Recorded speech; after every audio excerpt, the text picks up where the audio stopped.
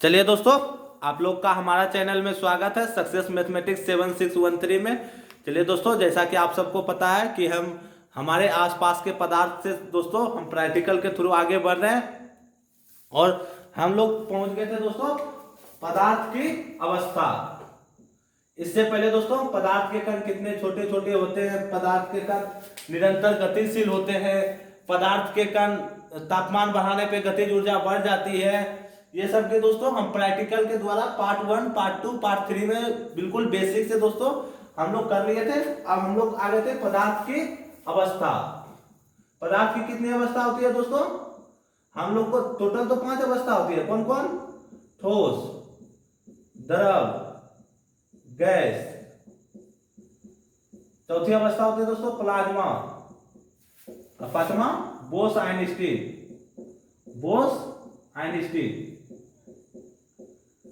Bose Einstein. पदार्थ को दोस्तों द्रव्य भी कहा जाता है, द्रव्य, इसको याद रखिएगा।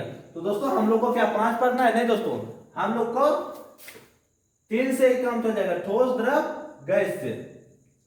कितने से? 3 से। दोस्तों जितने भी लोग क्लास 9th के हैं वो तो ठीक है, लेकिन जितने लोग ग्रुप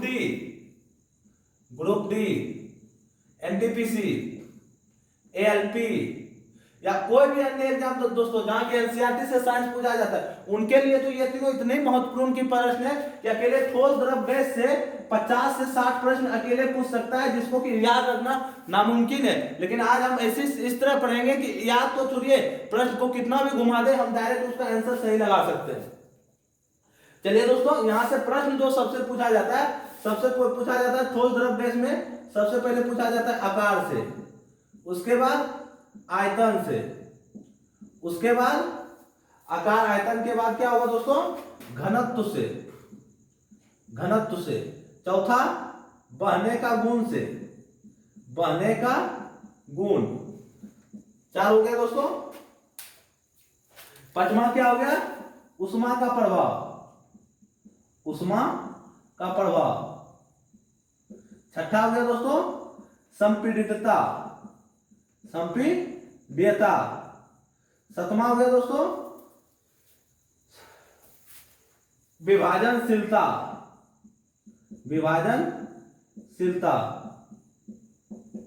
आठवां हो गया दोस्तों, आठवां क्या हो गया? आणविक संरचना।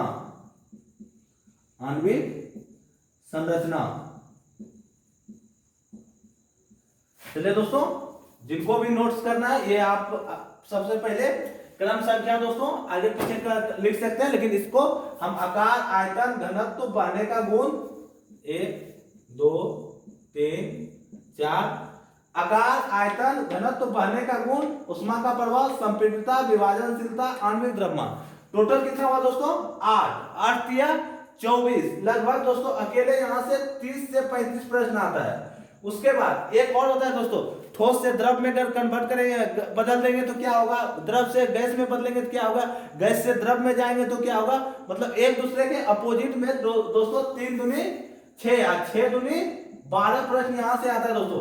लगभग 50 प्रश्न का वेटेज अकेले ठोस, द्रव, गैस। रखने का तो बहुत रखता है दोस्तों, लेकिन क्लास 10 तक की एनसीईआरटी जहां तक पूछी जाती है दोस्तों, वहां 50 से 60 ही प्रश्न पूछा जाएगा।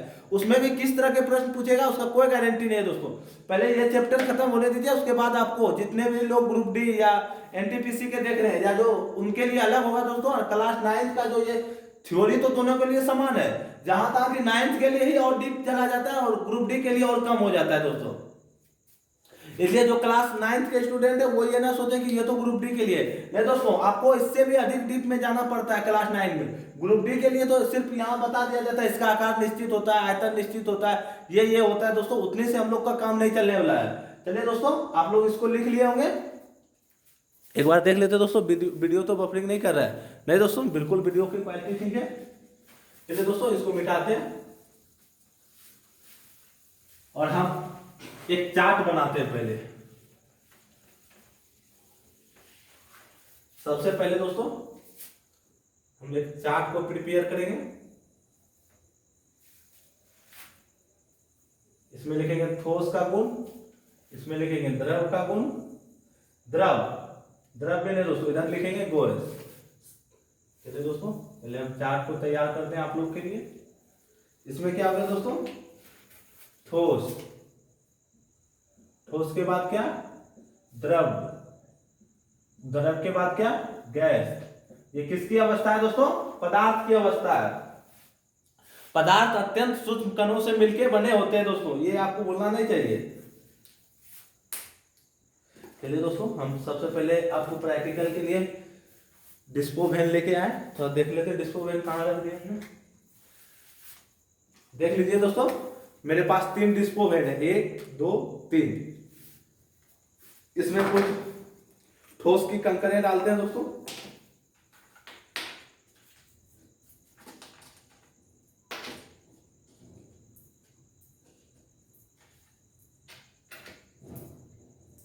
आप लोग देख सकते होंगे दोस्तों, हमारे हाथ में पत्थर है दोस्तों, जो कि एक ठोस पदार्थ रहता है दोस्तों। इसका सबसे पहले हम पिस्टन को निकाल दिया, अब हम इसमें डाल देते हैं।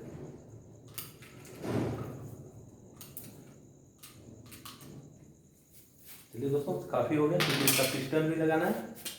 आप देख सकते हैं दोस्तों, ठोस हमारा तैयार हो गया। ये देख लीजिए दोस्तों, आप लोग को कैमरे के सामने थोड़ी नजदीक करके दिखाएं आप लोग को। ये देखिए, इसमें हमने कंकड़ को डाल दिया, जो कि एक ठोस आकार में है। चलिए दोस्तों, और आपको दिखाते हैं।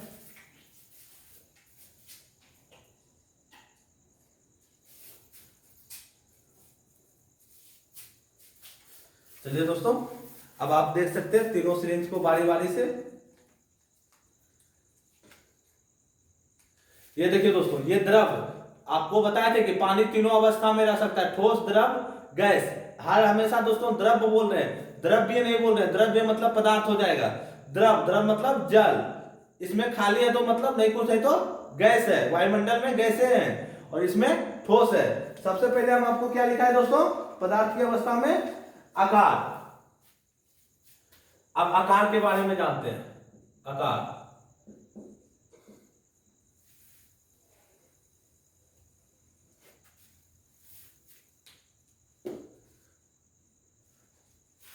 ठोस का आकार क्या है दोस्तों, एक निश्चित है। आप देख लीजिए, आप अगर एक एक करके आपको दिखाते हैं दोस्तों।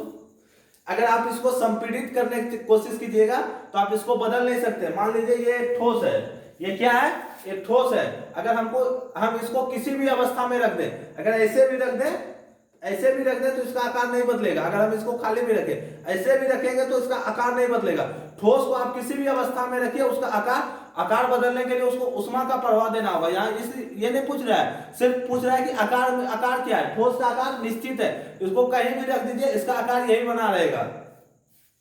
तो ठोस का आकार क्या होता है दोस्तों, निश्चित होता है। आप एक बार देख के देखिए, आपके मोबाइल फोन है, आपके पास ब्लूटूथ है, या आपके पास कोई भी जो सामने चेयर है, उसका आकार एक निश्चित है। अगर उसको आकार में परिवर्तन करना होगा तो उसको तापमान में बदलना होगा। ठोस का आकार निश्चित होता है। एक बार फिर से एग्जांपल देते हैं आपको आकार का। ये क्या है, ठोस है, इसको छोड़ दिए तो है, देखिए दोस्तों, इसका आकार नहीं बदला। हम किसी भी तरह इसको फेंक दें, इसका आकार नहीं बदला। देखिए एक बार फिर से, इसका आकार में कोई परिवर्तन आया क्या, कोई परिवर्तन नहीं आया। जैसे इसका आकार था उसी तरह रहा। अब इसको तोड़ दें तो उसका आकार में परिवर्तन वो नहीं होगा दोस्तों, कि बिना कुछ किए, बिना हमको कोई दाब और ताप बढ़ाए हुए, दाब और ताप में बिना परिवर्तन किए ही उसके आकार में परिवर्तन नहीं हुआ।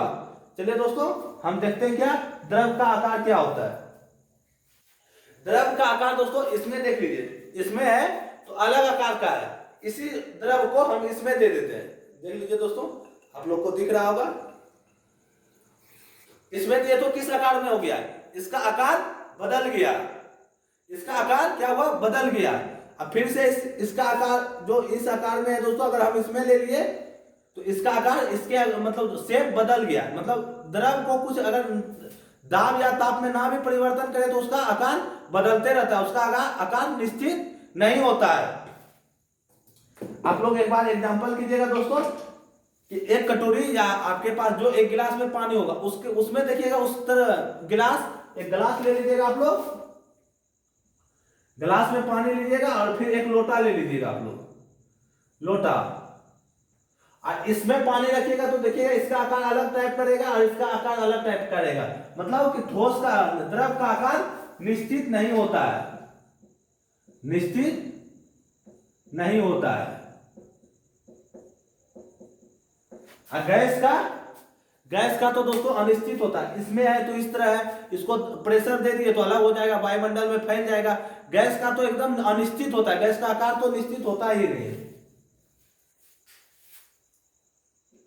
अनिश्चित होता है या न्यूनतम होता है, अनिश्चित होता है। अब किसका बात करेंगे दोस्तों? आयतन का।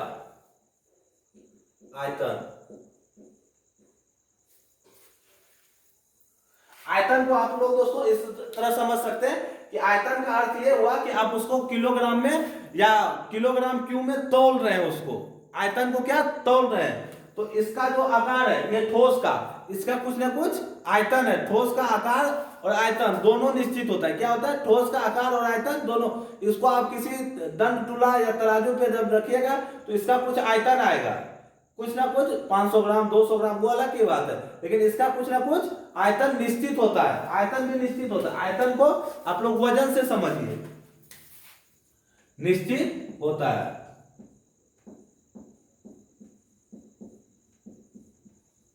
चलिए दोस्तों आपको एक बार फिर से समझाते हैं। अब पहले इससे हम जल्द इसमें वापस पुनः ले लेते हैं। चलिए दोस्तों, आप लोग देख सकते होंगे कि यहाँ 10 लिखा हुआ है। अगर आप लोग को दिख रहा होगा कैमरे में तो यहाँ 10 लिखा हुआ है। 10 ml पानी, ये तो आकार में निश्चित नहीं है, लेकिन इसका आयतन जो है कुछ ना कुछ, इसका जो वजन है वो निश्चित है। हम चाहे इसमें दे दे या इससे और किसी पात्र में हम इकट्ठा कर लें। मान लीजिए इस डिस्पोवेन में इकट्ठा ना करके हम इस डिस्पोवेन में इकट्ठा करते हैं, तो भी इसका जो आयतन है वो निश्चित होता है। आयतन में परिवर्तन नहीं होता है दोस्तों। आयतन जो 10 ml है तो 10 ml है। चलिए दोस्तों, आयतन निश्चित होता है, निश्चित होता है। ये दोस्तों निश्चित नहीं होता है। गैस का आयतन की बात करें दोस्तों तो गैस का ना तो आकार निश्चित होता है ना आयतन निश्चित होता है। तो बहुत लोग को पता लगेगा कि दोस्तों कि एलपीजी का तो उसमें वजन लिखा रहता है, क्योंकि एलपीजी में तो एक गैस है। तो दोस्तों उसके लिए उसको दाब को बढ़ाया जाता है और ताप को कम किया जाता है। हम वो भी पढ़ेंगे, लेकिन अभी तक आपको यही मान के चलना है कि गैस का ना तो आकार निश्चित होता है और ना आयतन, दोनों में से कोई भी निश्चित नहीं होता है, दोनों अनिश्चित होता है। क्या होता है दोस्तों? अनिश्चित होता है, अनिश्चित होता है। लेकिन गैस का आकार गैस का आयतन निश्चित करने के लिए इसमें ताप को कम किया जाता है, ताप को कम किया जाता है और दाब को बढ़ाया जाता है, तब जाके गैस एक निश्चित अवस्था में आती है दोस्तों। वो अलग की बात है, लेकिन हम यहाँ सिर्फ अवस्था के बारे में जानने की कोशिश कर रहे हैं, ना कि उस पर ताप बढ़ाया जाए या दाब बढ़ाया जाए। उसके लिए भी आगे पढ़ेंगे दोस्तों इसी में। उसके बाद क्या लिखे थे दोस्तों? घनत्व।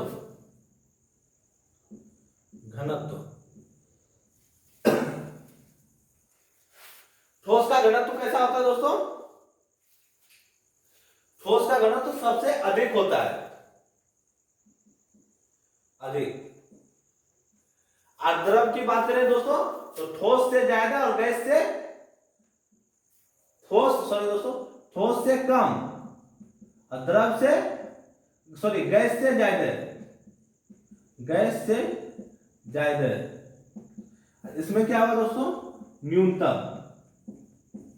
आप लोग को दोस्तों इससे अगले वाले वीडियो में पार्ट 3 में बताए हुए थे कि घनत्व बराबर सूत्र होता है द्रव्यमान बटे आयतन। तो ठोस का घनत्व क्या हुआ था दोस्तों कि द्रव्यमान में से जब दिए थे भाग तो वो क्या हो गया था? इससे अधिक हो गया था दोस्तों। अभी आप लोग को जो पार्ट 3 नहीं देखे उसको यही मान के चलना होगा, ठोस से अधिक होता है। इसको जानने के लिए आपको पार्ट 1 पार्ट 2 पार्ट 3 वीडियो देखना ही होगा दोस्तों। उसमें थोड़ी बोर्ड छोटी हो गई, लेकिन आपको उसमें सुनना है दोस्तों। बहने का गुण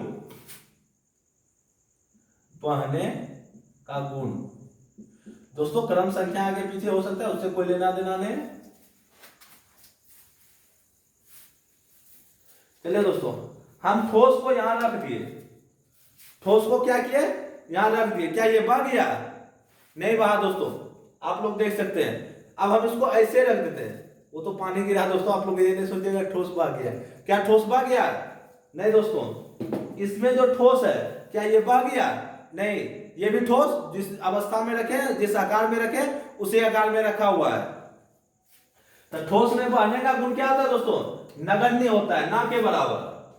नगण्य या निश्चित नहीं हो, अनिश्चित होता है, मतलब कोई निश्चित नहीं रहता है कि बहने का गुण रहेगा ही। लेकिन द्रव की बात करें दोस्तों, द्रव को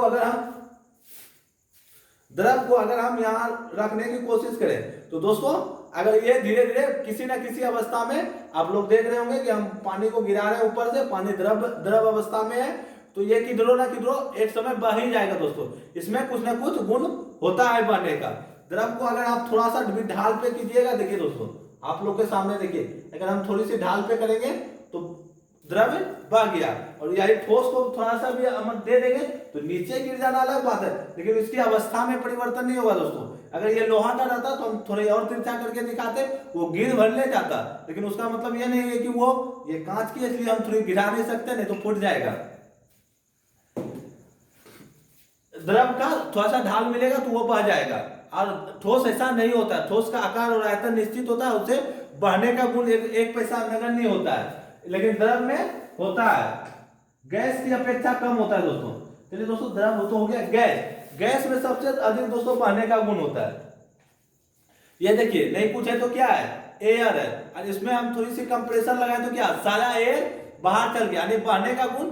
ठोस, आप लोग एलपीजी को खोलते होंगे, तो एलपीजी का ऐसे प्रैक्टिकल आपको नहीं करना है, बस हम आपको बता रहे हैं। आपको क्या महक आता है दोस्तों, तो महक क्या है, उसमें बहने का गुण है, वो वायुमंडल के गैसों में फैल जाती है, निकल के प्रोपेन और ब्यूटेन, यानी उसमें बहने का गुण सबसे ज्यादा होता है, सबसे ज्यादा होता है। गैस में बहने का गुण सबसे ज्यादा होता है, और इसमें गैस की अपेक्षा कम होता है, गैस की अपेक्षा कम होता है, कम होता है। चलिए दोस्तों, उष्मा का प्रभाव,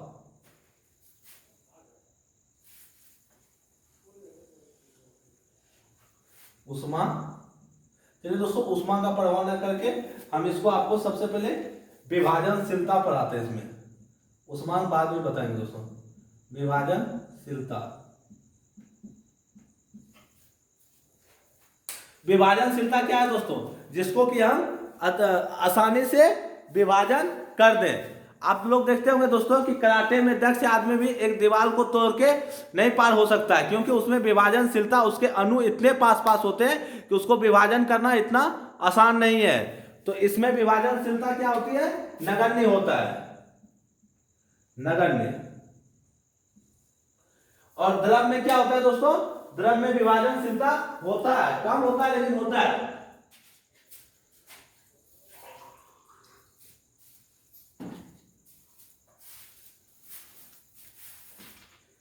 चलिए दोस्तों, हम दिखाते हैं विभाजनशीलता क्या होता है। ये देख सकते हैं, इसमें द्रव है, इसमें हम ठोस की एक बूंदे डालते हैं, तो आप लोग को दिखा होगा कि पानी को काटते हुए ठोस चला गया, लेकिन पानी के अंदर ऐसा नहीं है, पानी के अंदर गड्ढा हो गया, गड्ढा नहीं हुआ दोस्तों, दोबारा हम गिराते हैं, वो भी चला गया पत्थर ठोस, लेकिन उसके अंदर छेदा नहीं हो गया कि उसमें गड्ढा हो गया। इससे क्या पता चलता है, क्योंकि द्रव का अणु है, द्रव मतलब जल, जल के अणु है, उसको तुरंत भर देता है, यानी इसमें विभाजनशीलता होता है दोस्तों, विभाजनशीलता होता है। आप लोग ये सब प्रैक्टिकल घर में भी करिए दोस्तों। और गैस में बात करें दोस्तों, तो वायुमंडल में हमें पता भी नहीं चलता कि कौन सा गैस कहां है, हम उसके आर पार हो सकते हैं। धुआं में भी दोस्तों गैस का गुब्बारा है, धुआं भी गैस का है दोस्तों, हम उसमें भी पार हो सकते हैं। हम धुआं में ऐसा तो नहीं है कि जाके एकदम लगा कि हम धुआं में जा रहे हैं और धुआं हमें 20 किलोमीटर पे, अगर एक दीवार पे दोस्तों हम दूर से आगे मतलब ढाई मारे कि उसको हम तोड़ के आगे बढ़ जाएंगे, तो ऐसा संभव है क्या दोस्तों? नहीं संभव है दोस्तों। ढाई मारना हमको नहीं बोलना चाहिए, धकेल के पार या तैर के बोलना चाहिए। थोड़ा सा दोस्तों लैंग्वेज के लिए सॉरी। और द्रव में दोस्तों हम पानी में तैर सकते हैं, उसके अणु को हम काट सकते हैं, जो उसके छोटे छोटे परमाणुओं से मिलकर बना है उसको हम काट सकते हैं, उसका विभाजनशीलता को, उसमें विभाजनशीलता होता है, लेकिन ठोस में नगण्य होता है, नहीं के बराबर। और इसमें दोस्तों सबसे अधिक होता है, सबसे अधिक होता है।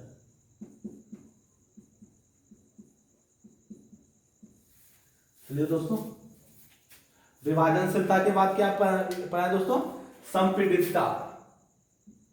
संपीड्यता। 1 मिनट प्रतीक्षा कीजिएगा दोस्तों आप लोग। चलिए दोस्तों, आप लोग, आशा है कि आप लोग इसको नोट किए होंगे। अब हम आगे बढ़ते हैं। संपीडितता। संपीडितता क्या होता है दोस्तों? कि हम किसी पे दाब लगाए, हम किसी पे दाब लगाए तो इसमें हम क्या परिवर्तन कर सके वो देखना है दोस्तों।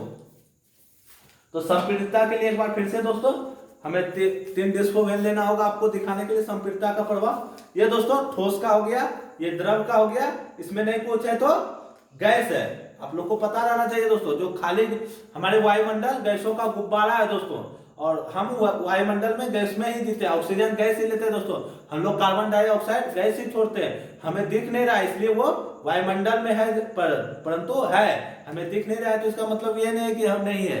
तो चलिए दोस्तों हम एक एक करके आपको दिखाते हैं। ठोस की संपीडितता दोस्तों, अब हम इसको दाबने की कोशिश कर रहे हैं।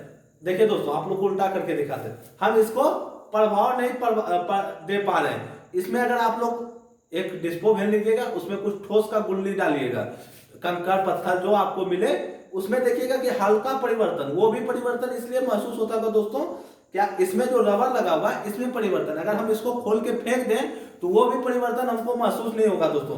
अर्थात ठोस में दोस्तों संपीडितता नगण्य होती है। आप लोग देख सकते हो दोस्तों, हम पूरी ताकत से इसको धकेलने की कोशिश कर रहे हैं पर इसकी रबर ही मुड़ रही है, ना कि डिस्पोवेन। अधिक करेंगे तापमान बढ़ाने के बाद वो अलग है, लेकिन साधारण में ठोस में संपीडितता नगण्य होती है। चलिए दोस्तों लिख देते हैं, इसमें संपीडितता कम होता है या नगण्य होता है? नगण्य होता है। चलिए दोस्तों द्रव की देखें, तो द्रव में दोस्तों ये हम भी सोचे कि इतना संपीडितता हो कैसे गया द्रव में। देख सकते हैं दोस्तों, हम थोड़ी सी दाब ताकत से लगाएंगे तो इसमें थोड़ा सा हो जाता है दोस्तों। द्रव में जो बात करें तो इसमें हम थोड़ी सी इसको संपीडित कर सकते हैं। अगर हम पूरी ताकत से इसमें संपीडित करने की कोशिश करें तो हम इसको संपीडित बहुत हल्का कर सकते हैं, ज्यादा तो नहीं लेकिन हो सकता है। संपीडितता द्रव में होता है, कम होता है लेकिन होता है, संपीडितता होता है।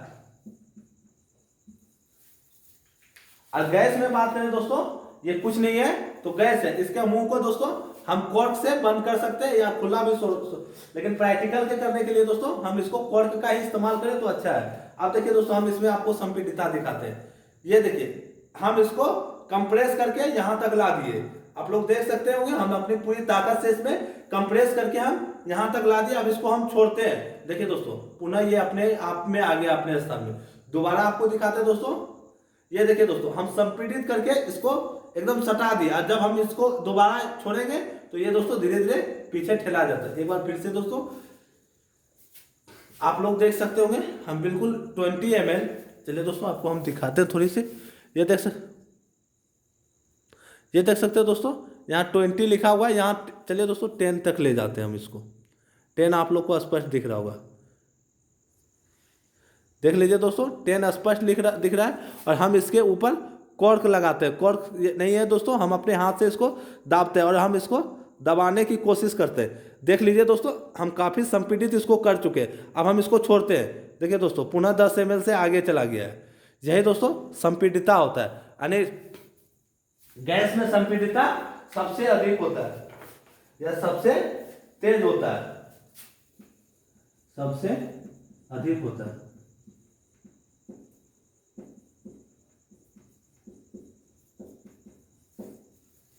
संपीडितता के बाद दोस्तों आणविक संरचना, आणविक संरचना, आणविक संरचना कितना हो गया दोस्तों? 1 2 3 4 5 6 7, टोटल 8 लिखाए थे दोस्तों। तो आणविक संरचना में बात करें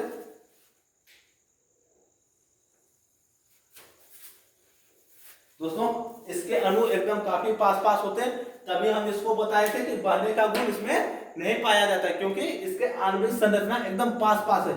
ये मार्कर है, इसके अणु इतने पास पास है कि इसको हम ऐसे साधारण रूप में इसको तोड़ के तो अलग कर सकते हैं, लेकिन इसको ऐसे ही कुछ इसका अवस्था में परिवर्तन नहीं हो सकता है। चलिए दोस्तों, आपके सामने मार्कर गिरा के दिखाते हैं और पुनः इसी मार्कर को हम आपको दिखाते हैं। देख लीजिए दोस्तों, इसमें कोई परिवर्तन नहीं हुआ। तो आणविक संरचना कितना होता है? पास पास होता है, पास पास होता है।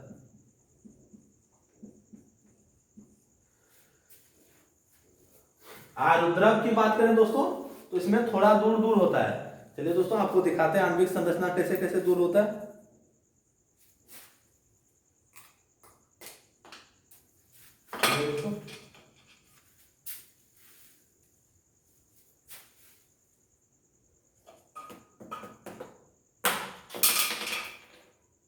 देखिए दोस्तों, एक बार फिर से देखिए आप प्रैक्टिकल इसकी आणविक संरचना को, इसकी आणविक संरचना में जैसे ही डालें इसको पार कर जाएगा, जबकि ठोस में अगर हम डालने की कोशिश करेंगे दोस्तों उसको उसी दिशा में फेंक देगा, लेकिन उसको अपने अंदर नहीं आने देगा। लेकिन इसमें डाले तो इसी में के अंदर चल के यानी इसकी संरचना थोड़ी दूर दूर होती है, पास पास होता है, इसकी थोड़ा दूर दूर होता है, दूर दूर होता है। और इसका दोस्तों सबसे अधिक दूर होता है, सबसे अधिक दूर होता है, अधिक दूर होता है। तभी तो दोस्तों एलपीजी की थोड़ी सी भी गैस लीक कर जाए तो आपके पूरे रूम को महका दे, या आप जो परफ्यूम मारते हैं थोड़ी सी मारते हैं दोस्तों, लेकिन दूसरे को भी पता चल जाता है कि आप परफ्यूम मारे हैं। दोस्तों जो हम छोड़े, सबसे अधिक छोड़े थे कि उष्मा का प्रभाव, उष्मा का प्रभाव दोस्तों हम अभी ना करके हम एक प्रैक्टिकल के थ्रू में आपको बताएंगे कि उष्मा का प्रभाव क्या होता है, या कल जब हम दूसरे या अगले वीडियो में पार्ट 5 वीडियो में आपको बताएंगे कि उष्मा का प्रभाव का क्या परिवर्तन होता है। उष्मा का प्रभाव दोस्तों, उष्मा का प्रभाव के बारे में हम आपको प्रैक्टिकल के थ्रू बताएंगे। चलिए दोस्तों, आप लोग नोट्स कीजिए, आप लोग ये वीडियो को 2 से 3 बार देखिएगा। देख सकते हैं दोस्तों 7 21 यानी 3 से 21 प्रश्न, 21 का है दोस्तों, 30 प्रश्न यहां से बनता है दोस्तों।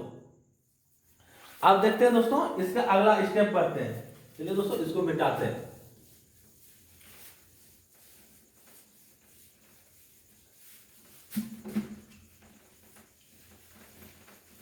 चलिए दोस्तों, हम ज्यादा ना मिटा के जल्दी से करते हैं, क्योंकि वीडियो टाइमर का आखिरी चल रहा होगा दोस्तों। पदार्थ की अवस्था क्या क्या था दोस्तों? ठोस, द्रव, गैस।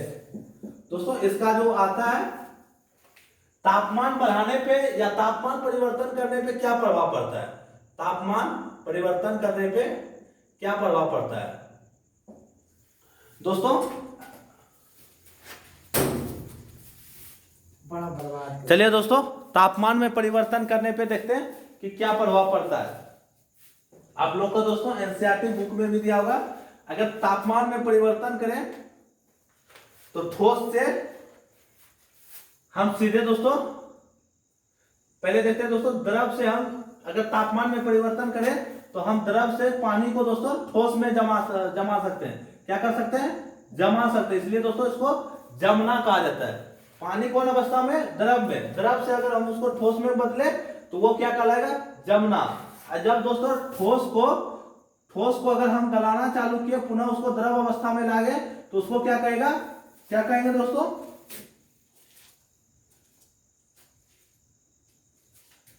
संगलन, यानी दोस्तों गलना।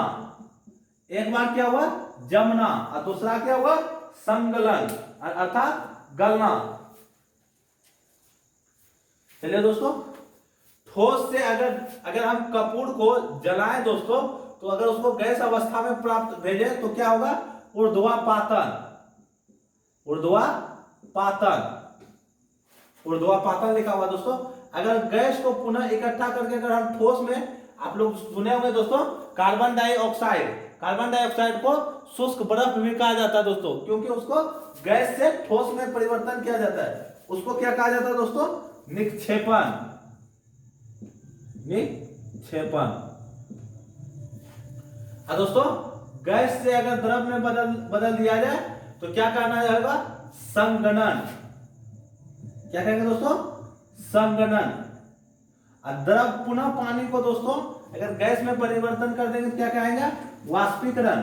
दोस्तों अगले पार्ट में जो पार्ट 3 होगा दोस्तों, उसमें आप लोग देखिएगा कि पानी को हम पहले क्या अवस्था में था? ठोस में। ठोस को गलाए तो क्या अवस्था में ला दिए थे? द्रव में। और द्रव को पुनः गैस में ला दिए तो क्या हुआ था? वाष्पीकरण प्रक्रिया हुआ था। चलिए दोस्तों, इसमें एक बच गया था उष्मा का प्रभाव, वो अगले वीडियो में। और इसको दोस्तों तापमान में परिवर्तन करके हम कौन सा प्रैक्टिकल देखेंगे दोस्तों? जमना तो आप लोग को पढ़ाता है दोस्तों कि फ्रिज में अगर पानी धर देते हैं तो तापमान में कमी आएगा तो वो जम जाएगा, लेकिन जब हम जम के ठोस अवस्था में आएगा तो अगर हम उसको तापमान बढ़ाएंगे तो उसको पुनः द्रव अवस्था में ला देंगे। और जब यहाँ से और तापमान बढ़ाएंगे तो वो सीधा गैस अवस्था में आ जाएगा।